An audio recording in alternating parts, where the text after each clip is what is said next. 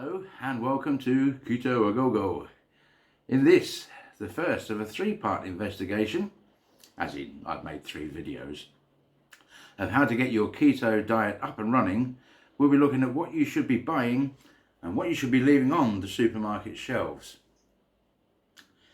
I'm going to be dividing it up into the sections you would generally find in your average supermarket. So if you go to an average supermarket, this is what you'll find. It should make it easier for you to create your own shopping list. Going keto isn't simply a case of not eating spuds and rice and pasta. Of course, those foods cannot form part of a keto diet because they're so high in starchy carbs. But when you do keto right, you won't even miss them. We'll start with the fruit and vegetable section of the supermarket. We're going to avoid almost all fruit because at the moment we're trying to reduce as much as possible all sugar, and fruit is packed with sugar. It's full of fructose. It does come accompanied by fibre, so in itself it is a healthy option under normal circumstances and can be eaten in reduced quantities on the keto diet later. But for now, we're going to avoid it because we're trying to kick ourselves forcibly into ketosis. The exceptions are 3 types of berry: raspberries, strawberries and blackberries. And you can enjoy those with full fat cream, by the way. On the vegetable side of things, let's divide this into 2 distinct areas. The question to ask yourself is, does it grow above the ground or below the ground? And in general, those vegetables that grow beneath the ground are starchy vegetables, and starches are basically chains of sugar and sugar molecules that the body finds pretty simple to chop back down into their individual sugar components, and therefore will cause a spike in blood sugar. So again, we are trying to cut out the sugars to forcibly throw our keto switch and stop our bodies from a reliance on glucose for its needs. And so, the less sugar, the less carbohydrates we eat, the less glucose is replaced in our systems every time we eat. So during the first phase of the diet, the body still has plenty of glucose dotted around the body, which will be burned even though it now isn't being replaced. But once it's gone, and insulin production is being kept deliberately low, your body will open up its fat storage and release the stored energy within. You will become a fat burning monster. So, stock up on things like romaine lettuce. You can use other lettuce, of course, but I like the stiffness of a romaine lettuce leaf because I can pile my salad up on top of it and eat it like a crisp bread. It works. It works for me anyway. But try it. In my salad, I include a cucumber and tomatoes, of course, and a little bit of bell pepper, plus some finely chopped onion. Not shallot, by the way. Shallot has twice the sugar of regular onion. Who'd have thunk it? I'm also relying on pickles, pickled onions, pickled olives, or olives in brine, jalapenos, because they add a little bit of bite to a salad and they keep it interesting. But because we're no longer worried about dietary fat, I also pile on the cubes of cheese or ham, or both, and then I sprinkle Parmesan cheese over the top of that. And I defy you to find this bland. It's full of vitamins and all the good stuff. My mum will be so proud of me right now. I'm making a video praising and recommending salad. Wherever you are, Mum. She'd also be proud of my next recommendation, and that is the humble cauliflower, which she spent my childhood beating me with a wooden spoon to make sure I ate it all.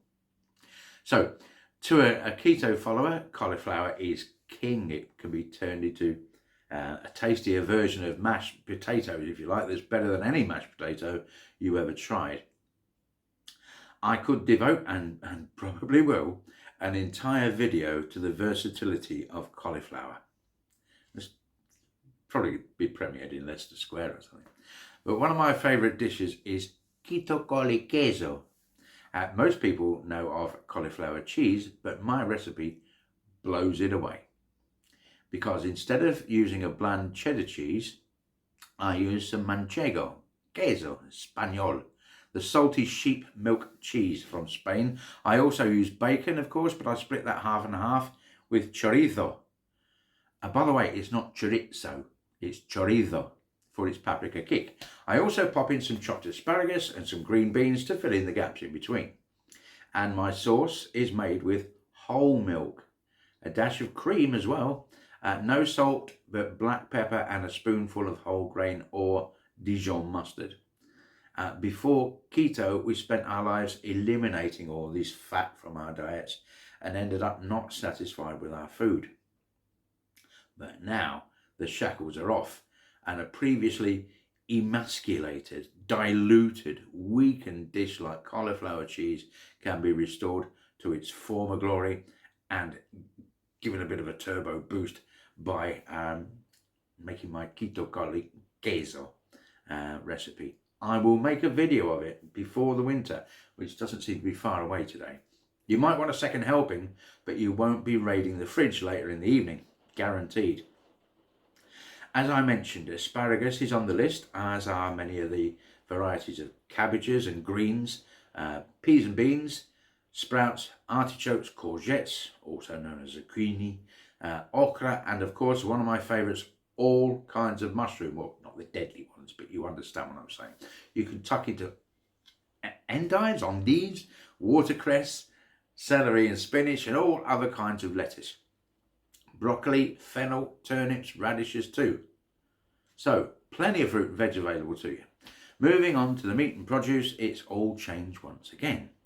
We've been lectured and hectored and nagged at for years to eat lean meat, white meat, substituting one for the other in a well-meaning attempt to make us all thinner. So that went well, didn't it? Because everybody's got thin. Now we've come to realise that it's all about the quality of the meat and natural goodness within it, and not about being a bland, tasteless texture. Chicken breasts will probably fall, or the sale of chicken breasts will probably fall, that's for sure. Well, hopefully. They're certainly going to take a dive in popularity, because instead you can now eat a well-reared rump, sirloin or ribeye steak. You can tuck into some fatty lamb. You can leave the rind on your pork chops, get it hot and crispy, and roast off a whole pork belly with crackling. You can eat poultry by all means, chicken, turkey, duck, goose, but leave the skin on and enjoy the taste of the meat. But buy better quality. We've all seen videos of these grotesque chickens that have been intensively raised. The cruelty of breeding a table bird that is so heavy that it can no longer support its own weight is just unbelievable. And also with the emphasis on it growing bigger and bigger and bigger, the taste of chicken got left behind, and now a chicken breast tastes of nothing. It feels like chicken to eat it, but in order to make it palatable, a chicken breast pretty much needs a sauce on top nowadays. And the sauce is full of sugar. Bingo. You eat a chicken breast and get an insulin spike. What's it all about? So, if you can, find a smaller, free-range bird, an organic bird, a happy bird that had a full life, and it will reward you with its taste. And that will satisfy you. So you probably don't need quite so much in a chicken breast that's this kind of size. Or you probably won't be standing there with your head in the fridge finding some sugary toxic treat later on in the evening. And the same thing goes for your beef, your lamb, your pork. Wherever possible, seek out a responsible farmer, not some dystopian food corporation. In the dairy section, use the same philosophy as with your meat. Wherever possible, get your eggs from happy chickens. They taste so much better. Get cream. Get full fat organic milk. People will think that a chef has prepared their food when actually it just tastes how it was always meant to taste. Tuck into the cheeses. Discover new cheeses without any guilt. Wensleydale with cranberries, as it turns out, is just the tip of the iceberg. It's actually not the pinnacle of cheese production. There are other far more exotic cheeses to try. Remember that halloumi existed for centuries before the likes of Jamie Oliver discovered it for you. There are so many more cheeses to try. The deli counter has also got some delights, but tread lightly. Processed meats may have had added sugars, added preservatives, factory applied fat rinds, and evidence of other nefarious food factory shenanigans.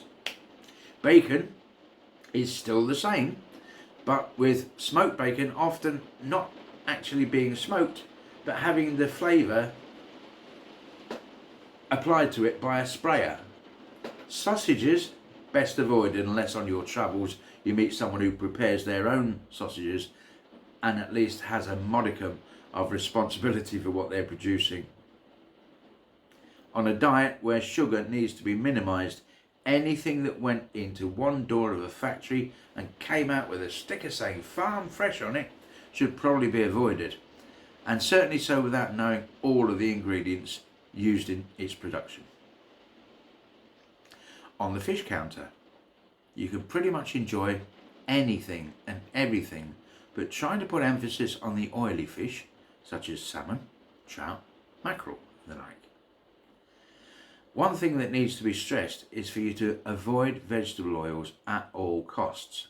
Olive oil is acceptable, but refined and processed oils must be avoided. Not should, must be avoided.